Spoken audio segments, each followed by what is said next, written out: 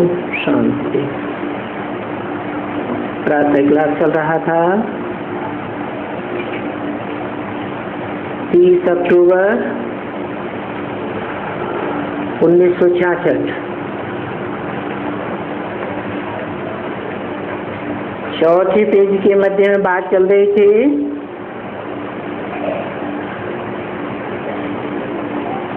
वो परमपिता परमात्मा शिव कहाँ के लिए गाइड बनता है?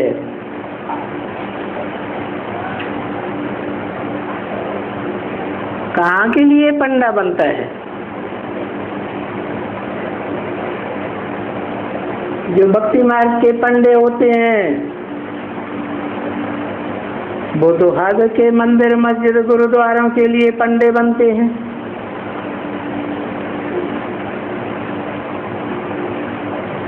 ये बेहद का बाप तो बेहद के धाम का वासी बनता है।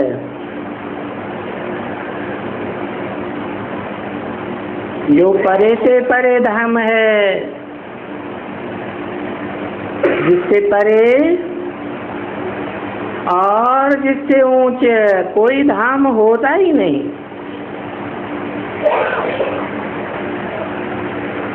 वास्तव में मुख्य तो 3 ही धाम हैं। सबसे नीचा दुख धाम, उससे ऊंचा सुख धाम और सबसे ऊंचा है परम धाम, परे से परे।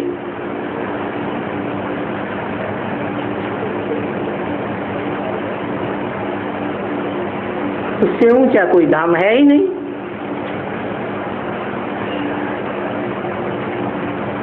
वही परमपिता परमात्मा का धाम है जो परमपिता शिव गाया हुआ है। ऊंचा तेरा धाम, ऊंचा तेरा काम, ऊंचा तेरा नाम।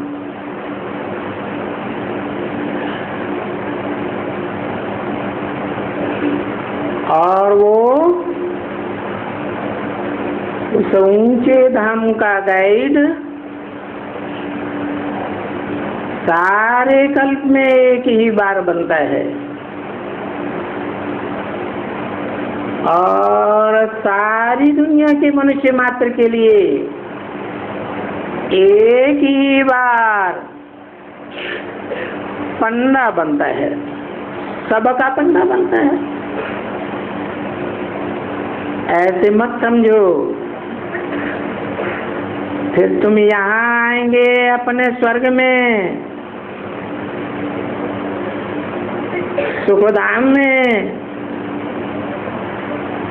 नई दुनिया में राज्य करने के लिए।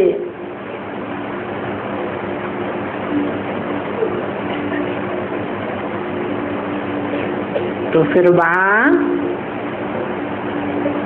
बाप गाइड नहीं बनेगा।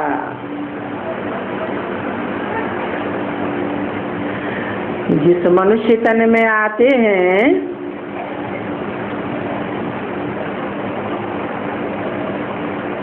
उस मुकर्रर रथ में आकर के उसे आप समान बना कर जाते हैं।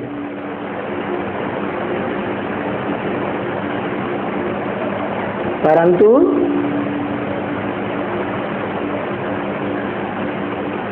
जिसे आप समान बना के जाते हैं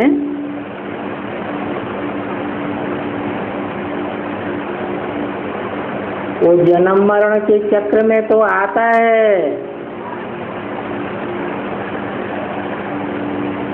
परंतु सारे झाड़ का गाइड है, गुप्त गाइड है।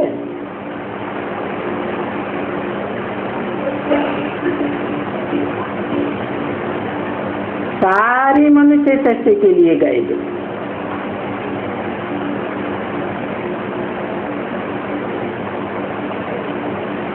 वो इस सृष्टि पर सदा कायम है।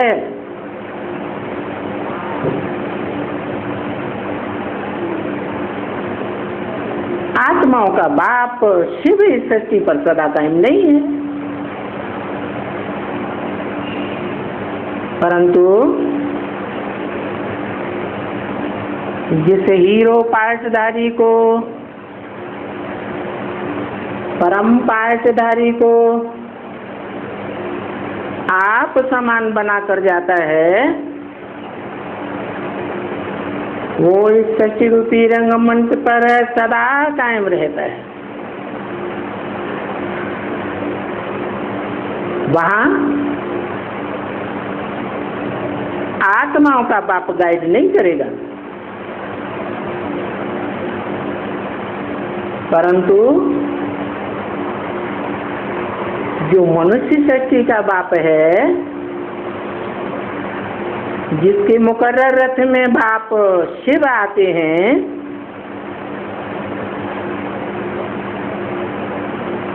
वो सारी दुनिया के मनुष्य मात्र का हीरो पार्टधारी है। समझा ना? जैसे हीरो के आसपास चारों ओर सारा ड्रामा चलता है,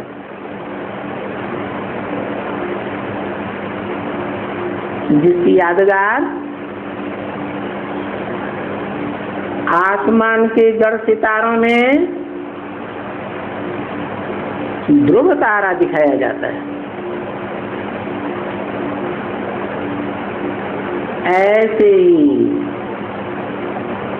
इस धरती के जो 500-700 करोड़ सितारे हैं, वो सब उस हीरो पार्टधारी के आसपास घूमते हैं। समझा ना? बाकी आत्माओं का बाप सिर्फ एक ही दफा सारे कल्प में सृष्टि पर आते हैं।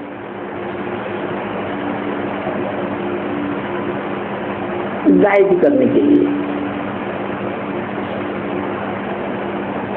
ऊंचे ऊंचे धाम के लिए गाइड करने के लिए।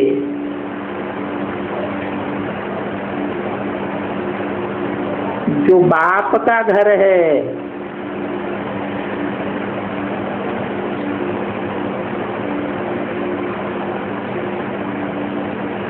जो बच्चों का घर, सो बाप का घर। आत्मा रूपी ज्योति बिंदु बच्चे सब उसी परम धाम के वासी हैं, जिसे अंग्रेज लोग कहते हैं सोल वर्ल्ड।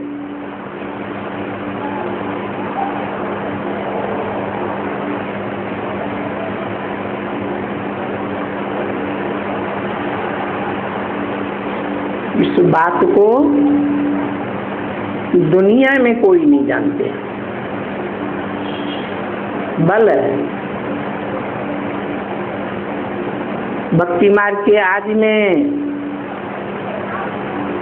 द्वापर युग के आदि में ऊंचे ऊंचे शास्त्र लिखा गया।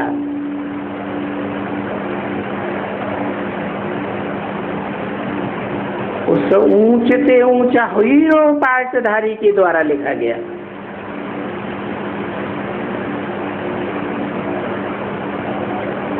जिसे शास्त्रकारों ने व्यास नाम दिया है।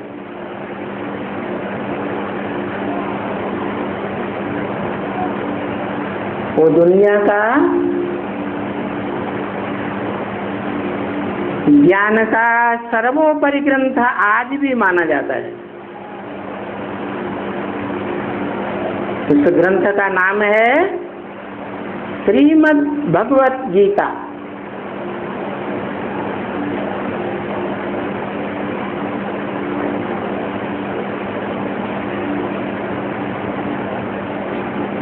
भगवान की गाई हुई गीता, भगवान का गाया हुआ ज्ञान का गीत।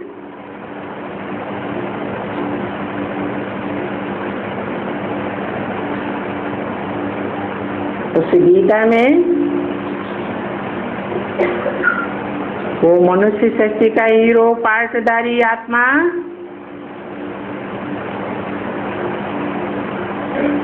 शिव बाप के सुनाए हुए ज्ञान का सारा निचोड़ रख देती है।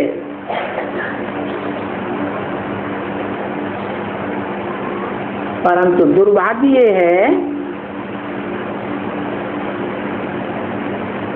कि द्वैतवादी युग होने के कारण द्वापर युग से कोई भी मनुष्य मात्र उसके ज्ञान के भंडार को पूरी गहराई से समझ नहीं सकता। अपनी अपनी अटकलें लगा करके ढेर के ढेर विद्वान आचार्यों ने उस श्रेष्ठ से श्रेष्ठ ग्रंथ की टीकाएं की हैं, व्याख्याएं की हैं, परंतु जो भी एक्सप्लेनेशन दिए हैं वो सब एक्सप्लेनेशन एक दूसरे के टीकाकारों की टीकाओं को काटने वाले हैं। जैसे माध्वाचार्य की गीता कहती है आत्माएं अनेक हैं और इन आत्माओं के बीच जो जन्म मरण के चक्र में आने वाली हैं उनमें एक आत्मा ऐसी भी है जो जन्म मरण के चक्र में नहीं आती, तुरीय आत्मा है।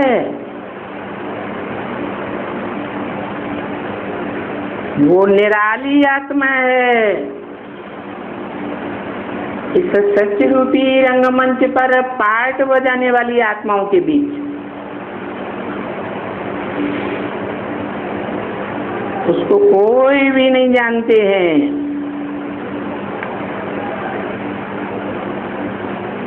कि वो कौन है, क्या है, कहाँ से आता है और किस लिए आता है। इसलिए इस दुनिया में जन्म मरण के चक्र में आने वाली कोई मनुष्य आत्मा है ये नहीं जानती है कि हम वापस घर में कैसे जावे। जिस सोल वर्ल्ड से आए हैं वहां कैसे जावे। बल उसका सर्वोपरि ग्रंथ है श्रीमद् भगवत गीता में एक पूरा श्लोक भी आया हुआ है कि हम आत्माएं कहाँ की रहने वाली हैं। हम आत्माओं का बाप कहाँ का रहने वाला है बताया है। न तद्भासयते सूर्यो न शशांको न पावक। जहाँ सूरज सितारों का अग्नि का प्रकाश भी नहीं पहुंचता, इतना ऊंचा धाम है। मैं उस धाम का रहने वाला हूँ। तद्धामा परमम मम।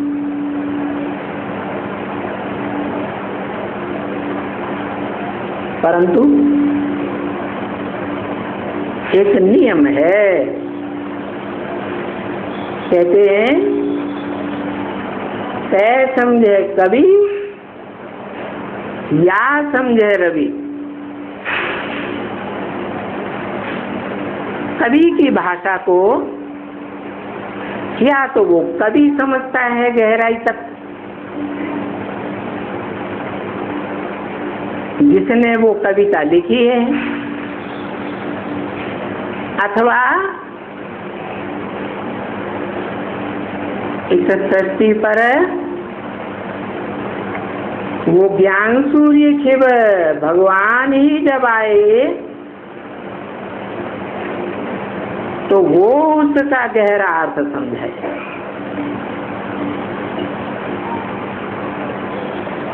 यही कारण है कि ब्रह्मा चेतन के द्वारा ब्रह्मा के मुख से परम ब्रह्म के मुख से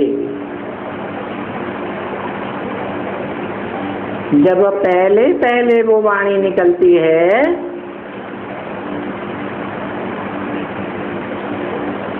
तो वो वाणी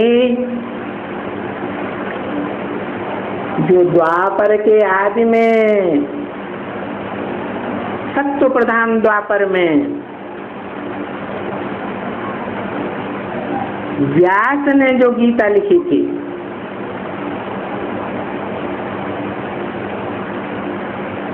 उस गीता के व्याख्या स्वरूप ज्ञान को मुख से ओरली सुनाता है, जैसे और धर्म पिताओं ने ओरली सुनाया था। उन धर्म पिताओं ने कोई अपने धर्म की पुस्तकें तो नहीं लिखी थी, परवर्ती विद्वानों ने, फॉलोअर्स ने और धर्म की पुस्तकें लिखी बाद में। ऐसे ही उस परम पिता परमात्मा शिव ने इस सृष्टि पर आते ही जिस गीता ज्ञान को क्लैरिफिकेशन दिया,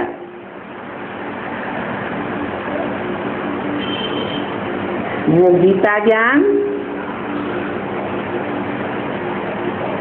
उस समय संपूर्ण स्टेज में नहीं था।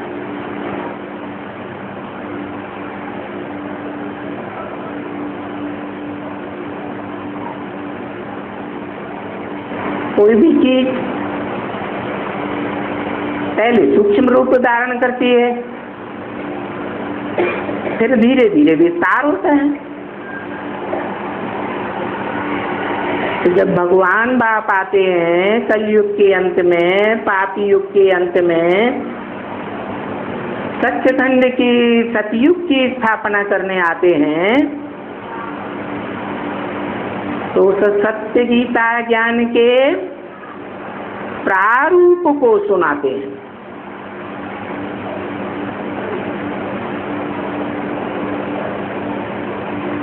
और वो जो प्रारूप सुनाते हैं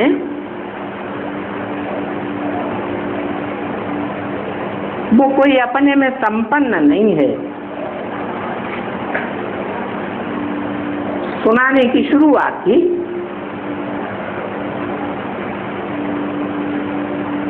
आदि में गीता के श्लोकों का एक्सप्लेनेशन देते हैं और अंत में भी उसी गीता के श्लोकों का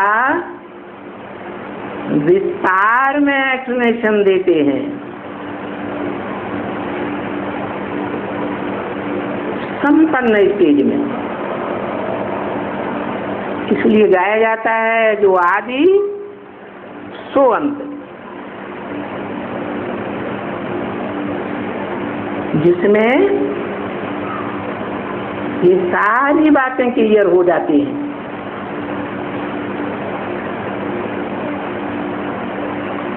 कि हमको गाइड करने वाला वास्तव में कौन है।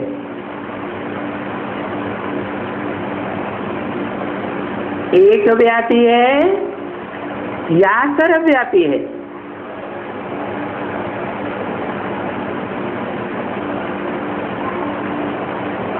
वो आत्मा है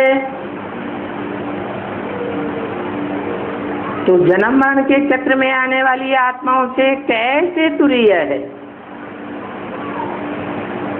कैसे अलग थलग है?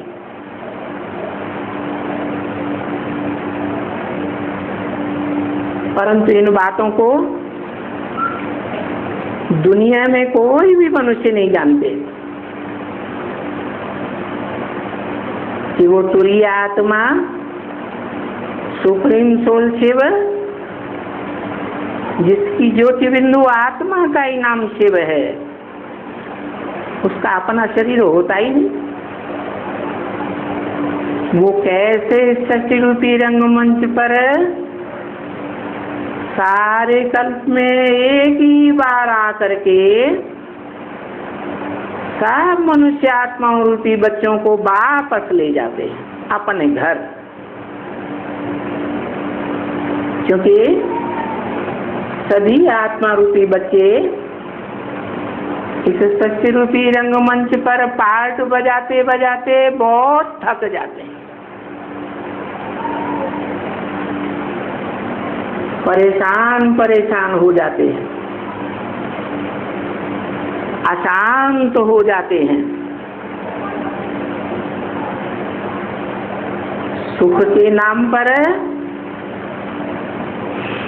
क्षणभंगुर सुख का ही अनुभव कर पाते हैं, वो भी नहीं कर पाते अंत में।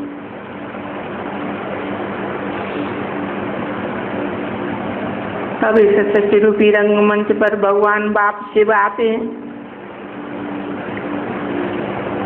क्यों आते हैं? क्योंकि सभी मनुष्य आत्माएं सुख दुख का पार्ट बजाते बजाते, इंद्रियों से सुख लेते लेते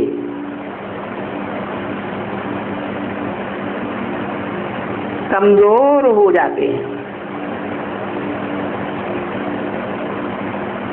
क्यों कमजोर हो जाते हैं? क्योंकि इंद्रियों से सुख लेने से इंद्रियां अशक्त होती जाती हैं,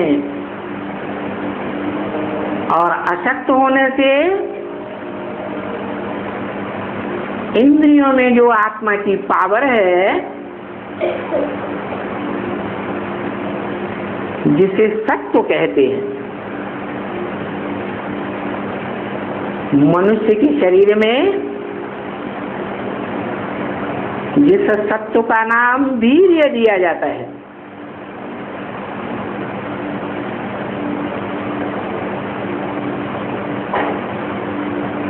वो तो जड़त्वमयी बीज है, परंतु असली बीज जो सारी मनुष्य सृष्टि का चैतन्य बीज है, उस बीज रूप हीरो पार्टधारी में वो अकूट ज्ञान का बीज डालता है, जिस ज्ञान को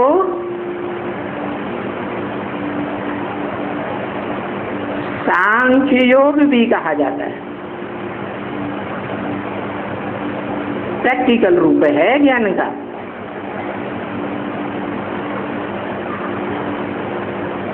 इसलिए बताते हैं कि सांख्य अर्थात आख्या सहित, व्याख्या सहित जो ज्ञान है,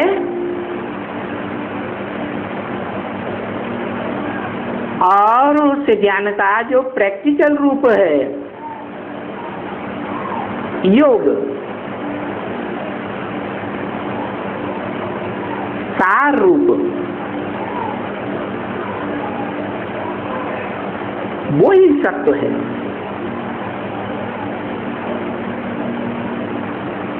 वो सत्व जन्म मरण के चक्र में आने वाली आत्माओं को उस एक ही अखूट भंडार से मिलता है जो ज्ञान और योग का अखूट भंडार है। इस मनुष्य शक्ति पर आता है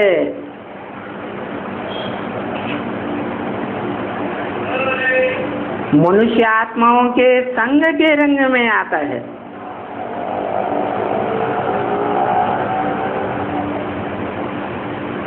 इंद्रियों के साथ मनुष्यों की तरह सब प्रकार के पार्ट भी बजाता है, परंतु संग के रंग में आने से भी उसकी शक्ति बिल्कुल क्षीण नहीं होती है।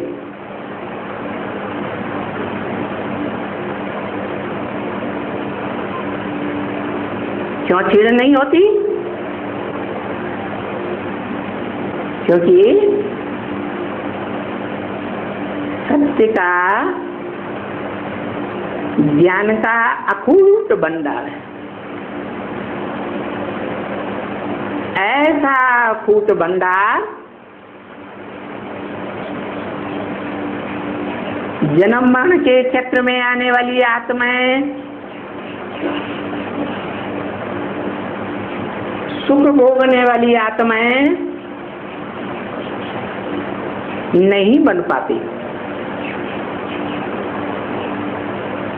चाहे वो इब्राहिम हो, बुद्ध हो, क्राइस्ट हो, गुरु नानक हो, कोई भी बड़े दुनिया के बहुत विख्यात धर्म पिताएं हो,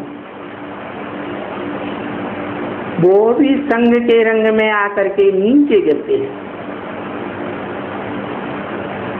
परंतु वो परम पिता परमात्मा शिव ऐसा अकूट भंडार है ज्ञान योग का, जो पति दुनिया में भी आता है, पतितम कामी कांटे में भी आता है। उसको कोई भी संग का रंग नहीं लगता।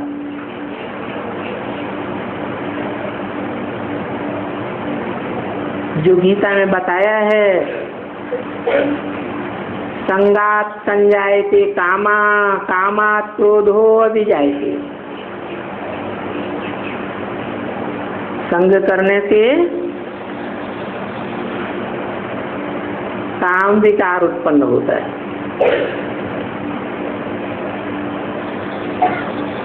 काम विकार की पूरी पूर्ति न होने पर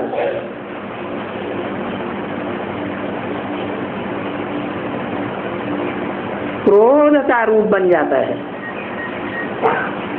कामेषु क्रोधेषु, और फिर सभी प्रकार के विकार पैदा होते रहते हैं।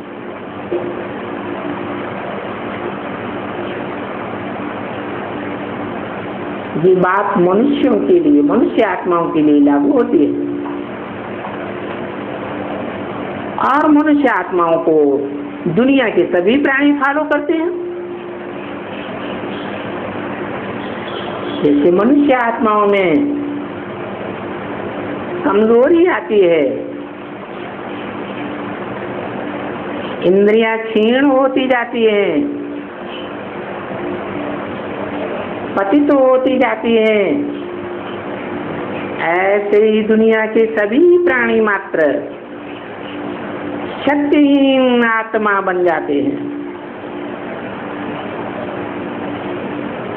ऐसे सभी आत्माएं, सभी प्राणी मात्र पतित बनते हैं। वो चाहे दुनिया के साधु हों, इंद्रियों की साधना की प्रैक्टिस करते हुए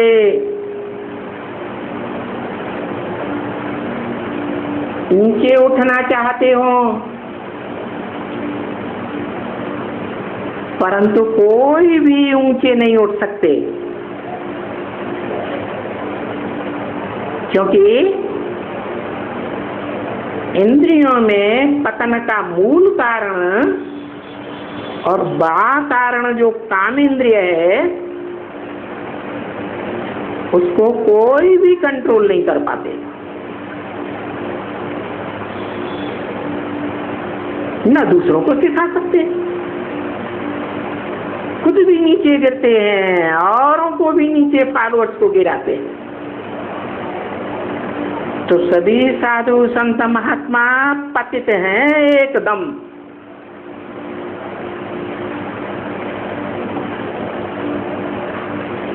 तो आत्मा जब पतन की ओर गर्त में जाती है, गड्ढे में जाने की स्वभाव वाली बन जाती है, तो ऊपर कैसे उड़ेगी?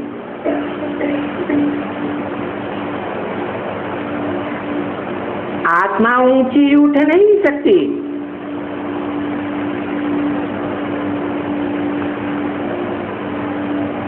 इतना तो जानते हैं कोई कोई कि ऊंचे से ऊंचे धाम परम धाम है, सुप्रीम में बोर्ड है। मुसलमान भी जानते हैं कि खुदा अर्श में रहता है, फर्श में नहीं।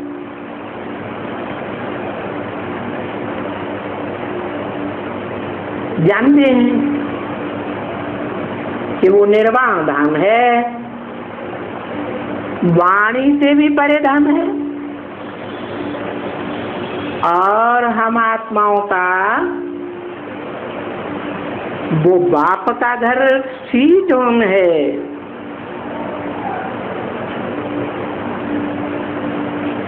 ये भी जानते हैं कि वानप्रस्थ या निर्वाण धाम या निराकारी दुनिया, इनकॉर्पोरियल वर्ल्ड, जो सबसे ऊपर में है,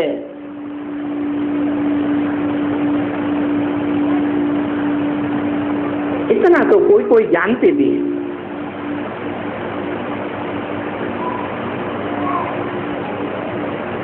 अभी ये भी इतना भी कोई कोई जो जानते हैं, भक्त लोग हैं, पढ़ते हैं, प्रयास करते हैं उस ऊंचे से ऊंचे धाम में जाने के लिए।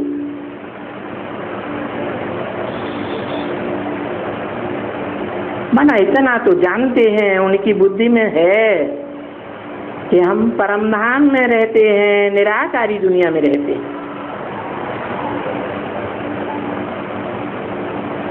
इसलिए दुनिया के सर्वोपरि ग्रंथ गीता में उन दाढ़ी मूछ वाले मनुष्यों ने लिख भी दिया है और टीकाएं भी की हैं कि हम आत्माएं वहां के रहने वाली हैं जहां सूरज चांद सितारों का गम नहीं। हम वहां के रहने वाले हैं। चलो प्रयास करें। तो देखो, वो प्रयास के नाम से, प्रयत्न के नाम से भक्ति ही करते हैं। भक्ति माने भागना। एक ने कुछ सुनाया, उसके पीछे भागे, फिर दूसरे ने कुछ सुनाया, उसके पीछे भाग खड़े हुए। उस द्वैतवादी द्वापर युग से जो जो धर्म पिताएं आए, जो जो सुनाते गए, उनके पीछे पीछे भाग खड़े हुए, भक्ति में लग गए। इससे साबित होता है ये भक्ति अनेकों से आती है। अनेक देहधारी धर्म गुरुओं से आती है। सब देह का धारण करने वाले देह भानी हैं। सदा काल का आत्मा अभिमानी इस मनुष्य सृष्टि में एक भी मनुष्य नहीं रहता, होता ही नहीं। सदा काल का आत्माभिमानी वो सदाशिव ही गाया हुआ है। जो सदाशिव ज्ञान के तीसरे नेत्र के रूप में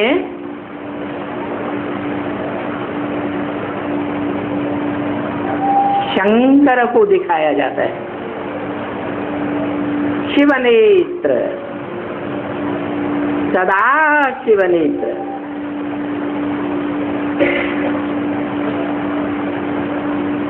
उस मुकर्रर रथ में प्रवेश, उस सुप्रीम सोल शिव की निशानी दिखाई जाती है।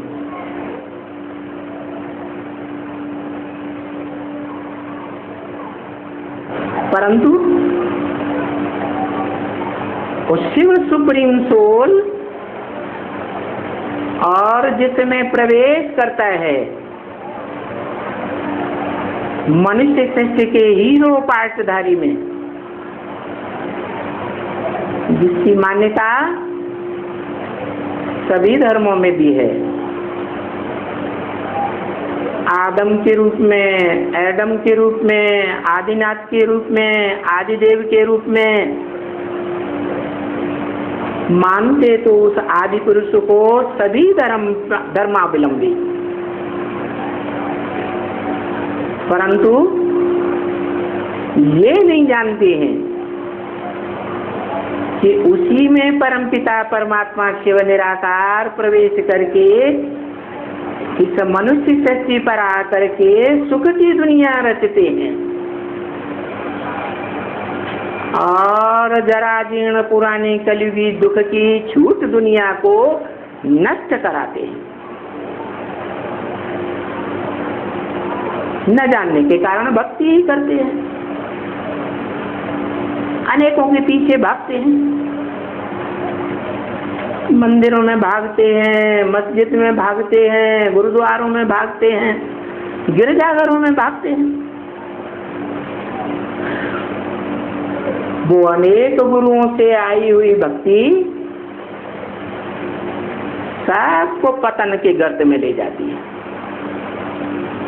नहीं जानते हैं कि भक्ति अनेक गुरुओं से आती है, जिसे भारत में रावण कहा जाता है, अनेक सिरों वाला। भारत में आज भी रामलीला करते हैं, उसी यादगार में रावण को अनेक सिर दिखाते हैं और राम को एक सिर दिखाते हैं। जिस एक मुकर्रर सिर में, एक मुकर्रर रथ में परमपिता शिव निराकार अयोनिज जिसे कहा जाता है, जो कभी गर्भ से जन्म नहीं लेता, गीता के वचन के अनुसार प्रवेश करने योग्य है और प्रवेश करके वो एक ही आत्मा है जो ज्ञान सुनाती है।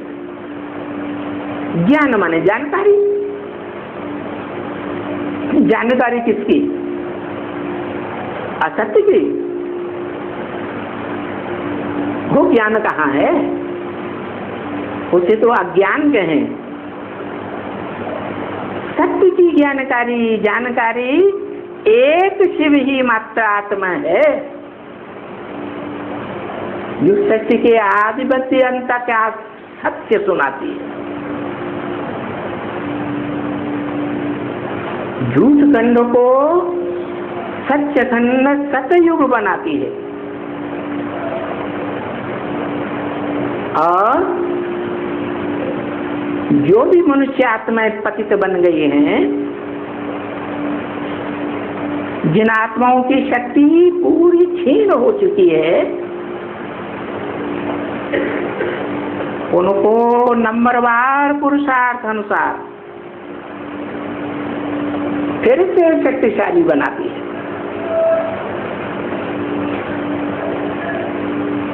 तो इस मनुष्य सृष्टि में पार्ट बजाने वाली आत्माओं के बीच एक ही सुप्रीम सोल है, जो एक ही मुकर्रर रथ के द्वारा, एक ही मनुष्य मात्र के द्वारा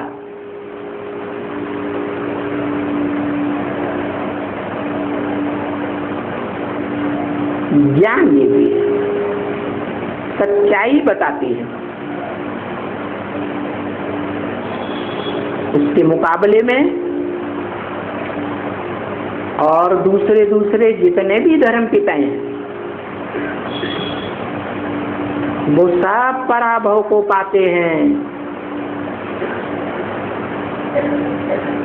पहले सब संघर्ष करते हैं उस सत्य ज्ञान के साथ, सत्य को झूठ साबित करने की कोशिश करते हैं।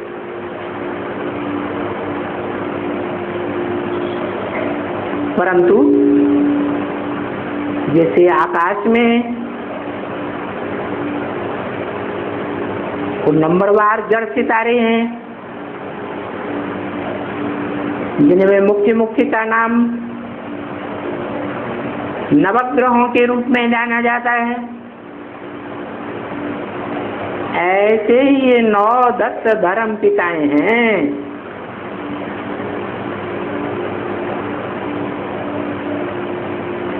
जो जड़त्व में ही ज्ञान देते हैं, अज्ञानता का ज्ञान देते हैं और अपने अज्ञान को सत्य साबित करने के लिए संघर्ष भी करते हैं। परंतु अंत क्या होता है संघर्ष का? जैसे 9 ग्रह महाविनाश काल में संघर्षरत होते हैं,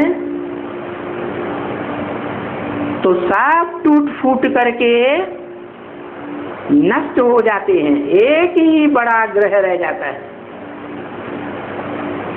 जिसका नाम भारत में बृहस्पति गाया हुआ है, और वैज्ञानिकों ने भी साबित किया है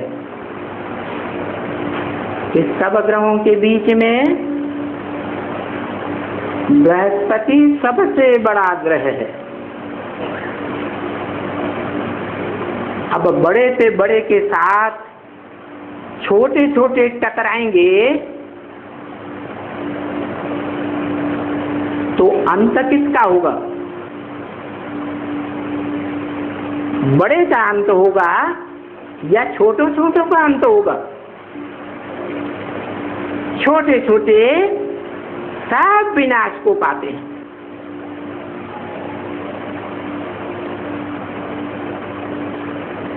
नष्ट हो जाते हैं। इसी तरह ये धरती के जो मुख्य सितारे धर्म पिताएं हैं, वो सब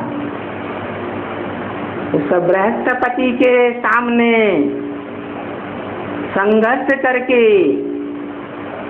ध्वस्त हो जाते हैं, धर्म भी नष्ट हो जाते हैं।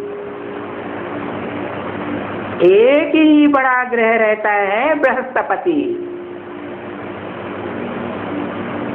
पति माने रक्षा करने वाला,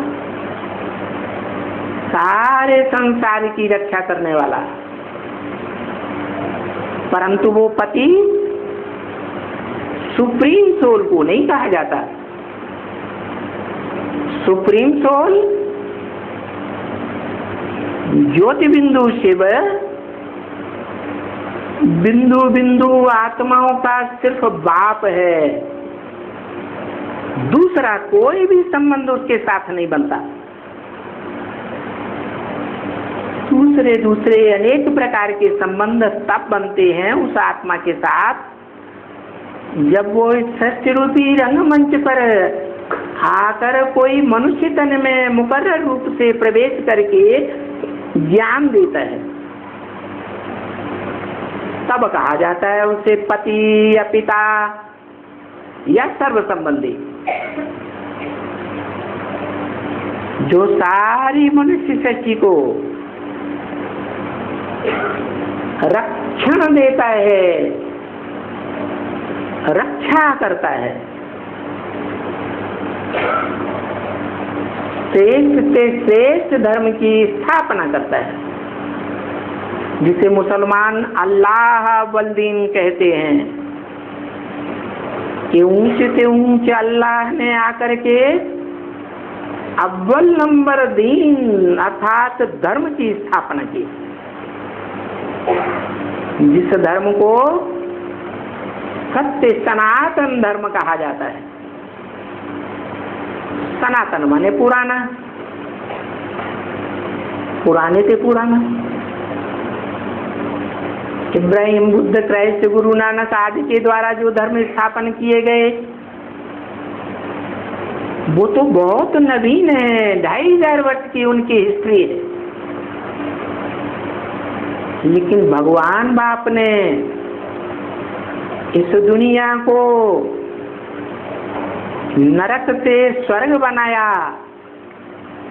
उस स्वर्ग की हिस्ट्री तो कोई के पास नहीं है,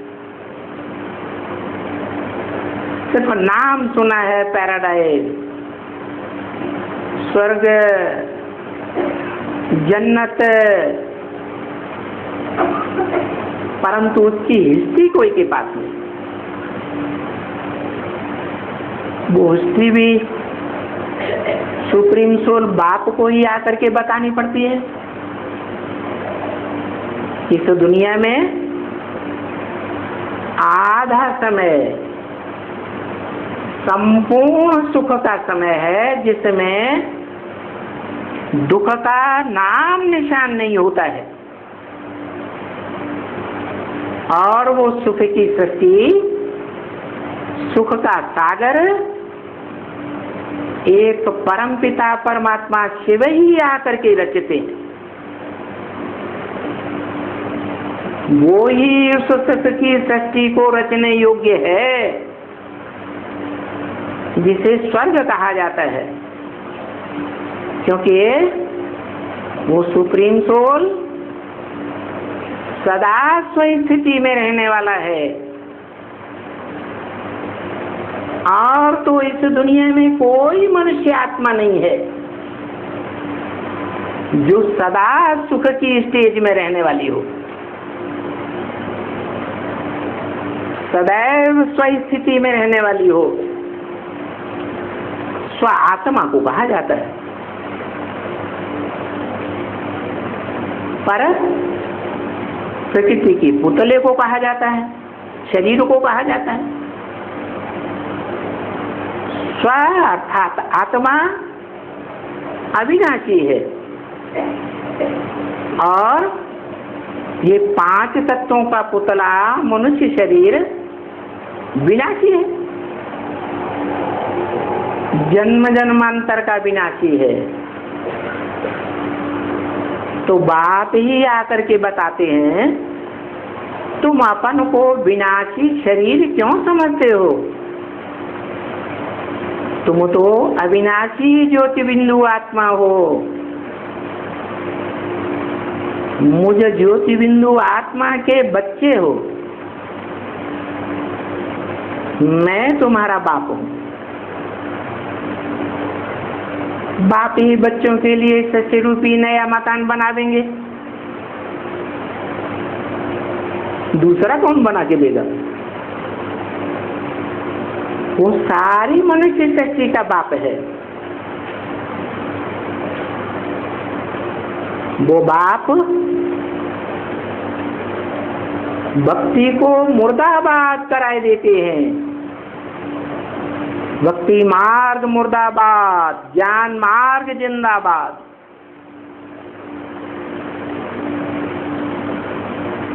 उस ज्ञान मार्ग से स्वस्थिति के धर्म में रहने से स्वर्ग की स्थापना होती है। इसलिए बताते हैं कि स्वधर्मे निधनम सेय परधर्मो भयावह। स्वधर्म अर्थात ज्योति बिंदु आत्मा की धारणा में स्थित होना, ये श्रेष्ठ से श्रेष्ठ धारणा है, श्रेष्ठ से श्रेष्ठ धर्म है। इसके अलावा जो भी पर धर्म है वो सब भयभीत करने वाले हैं, दुखदायी हैं।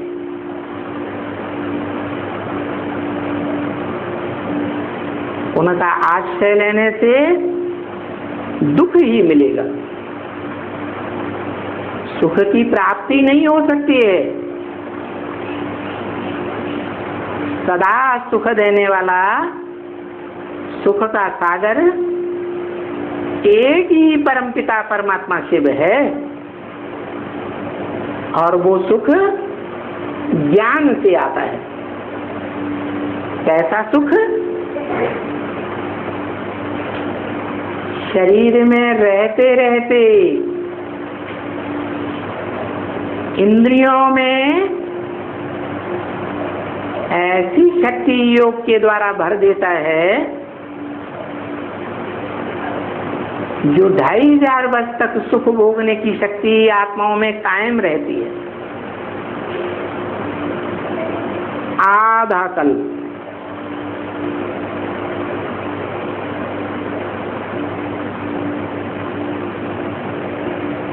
अर्थात आधा समय सुख की दुनिया और आधा समय देहधारी धर्म गुरुओं के द्वारा स्थापन की हुई दुख की दुनिया।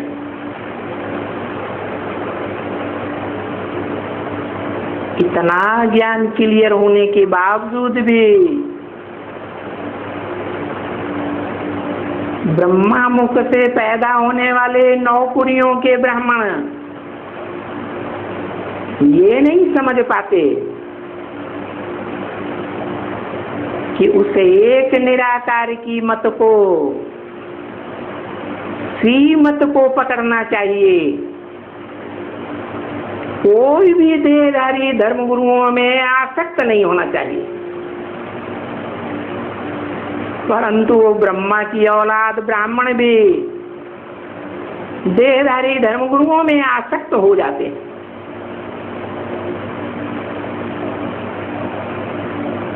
कोई दीदी के पीछे लग जाते, कोई दादी के पीछे लग जाते। बेसिक ज्ञान में भी ऐसे होता है, एडवांस ज्ञान में भी ऐसे ही होता है। और शिव सुप्रीम सोल को बिल्कुल भूल जाते।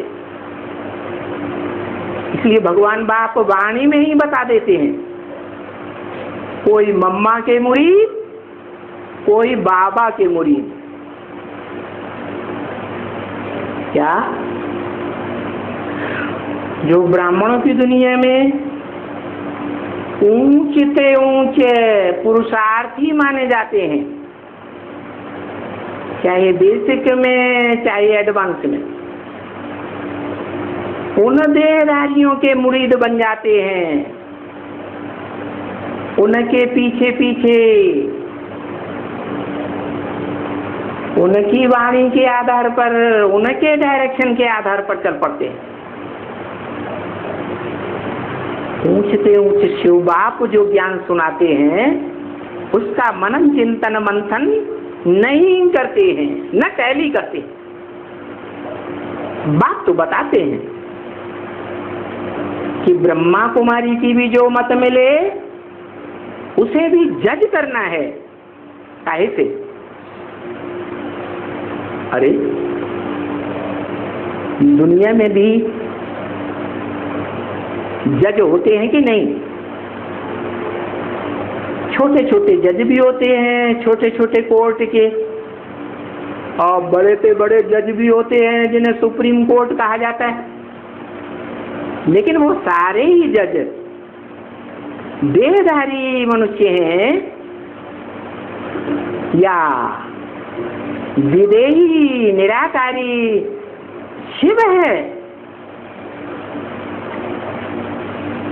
शिव तो नहीं है। जो शिव है वो तो सिर्फ पूरे कल्प में, पूरी चतुर्युगी में एक ही बार आता है।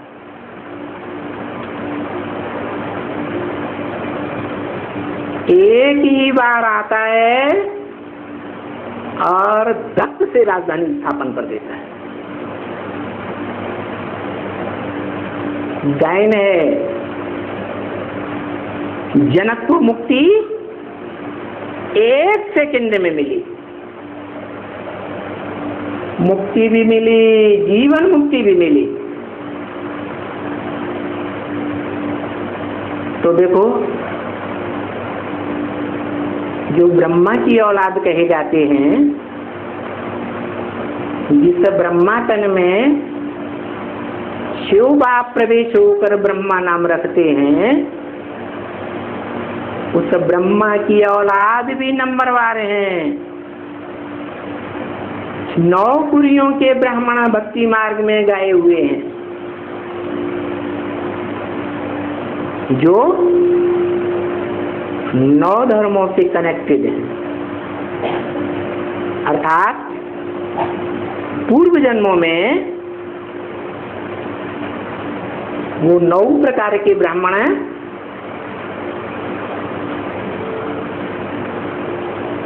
अलग अलग धर्मों में द्वापर युग से, द्वैतवादी युग से कन्वर्ट हुए हैं।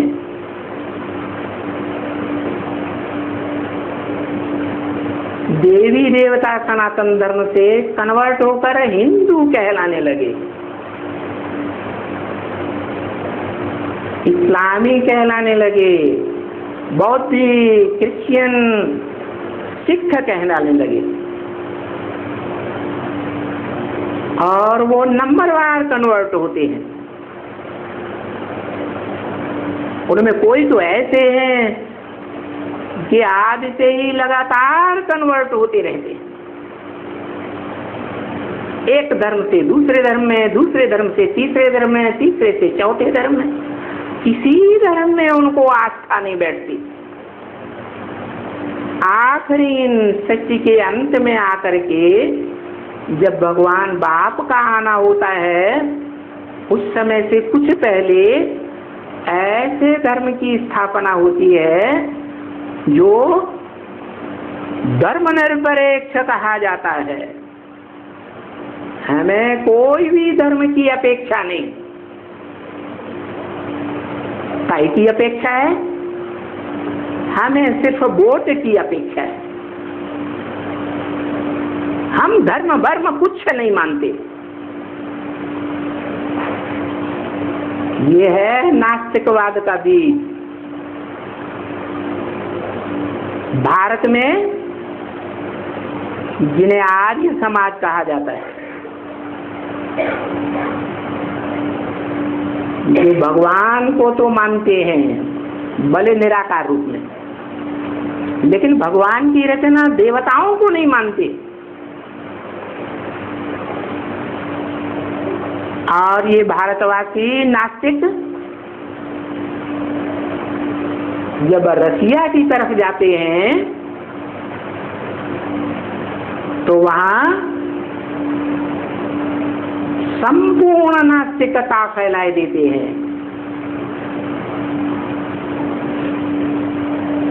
जो नास्तिक रशियन न आत्मा को मानते, न परमात्मा को मानते, न परमपिता शिव को मानते, न स्वर्ग को मानते, न नरक को मानते। वो इतने अहंकार में रहते हैं, देह अहंकार, कि हम ही इस सृष्टि को कंट्रोल करने वाले, बड़े से बड़े कंट्रोलर हैं।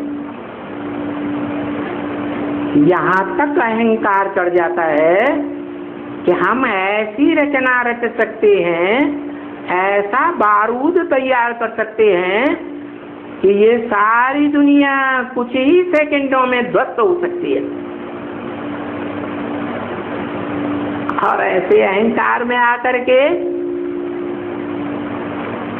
हिम्मत करते हैं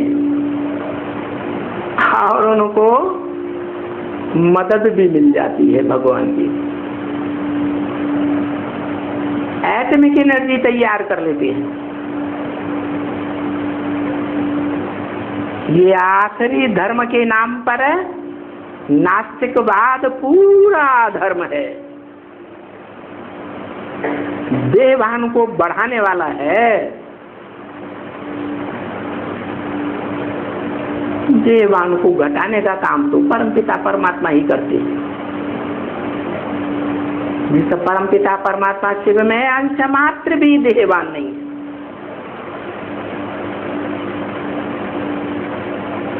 वो गर्भ लेकर देह धारण ही नहीं करता, क्योंकि उसका कोई पिता ही नहीं है। वो उस सारी मनुष्य शक्ति में सबका पिता है, लेकिन उसका कोई पिता नहीं। सबका रचयिता है, उसका कोई रचयिता नहीं। वो स्वयं आकर के इस सृष्टि पर मनुष्य आत्माओं को परिचय देता है कि तुम अविनाशी आत्मा हो, देह नहीं हो। ये देह पंचभूतों से तैयार होती है, पंचभूतों से बना हुआ ये शरीर विनाशी है, आत्मा अविनाशी है। जो शरीर विनाशी है, जन्म जन्मांतर का विनाशी है, उस विनाशी शरीर में आस्था क्यों रखना, विश्वास क्यों रखना? अरे सड़क पर चलते चलते एक सेकंड में ट्रक आया और खत्म कर गया देह को। इस देह की कोई वैल्यू नहीं। जैसे मच्छर शरीर पर बैठता है और फट से हाथ मार करके मार दिया जाता है, ऐसे बात भी बताते हैं कि तुम देह नहीं हो, ये देह अहंकार छोड़ो। नहीं भी छोड़ेंगे तो भी अंत में बरबस छोड़ना पड़ेगा। दुनिया के बड़े से बड़े नास्तिकों को, जिन्होंने एटमिक एनर्जी बना के रखी है, फोड़ने के भी साकार में निमित्त बनते हैं। बनाने वाला बनाता है, क्योंकि वो जब इस सृष्टि पर आता है तो नई दुनिया की स्थापना के लिए ब्रह्मा द्वारा जिन ब्राह्मणों की रचना रचता है, नई दुनिया की स्थापना भी करता है और साथ साथ एटमिक एनर्जी का निर्माण भी करवाता है। एटमिक एनर्जी का निर्माण उन देहधारी अहंकारियों के द्वारा ही कराया जाता है, जो देह अहंकार में बहुत चूर हुए पड़े हैं। परंतु वो देह अहंकारी एटमिक एनर्जी बनाने वाले अथवा उस एटमिक एनर्जी का विस्तार करने वाले रसियन,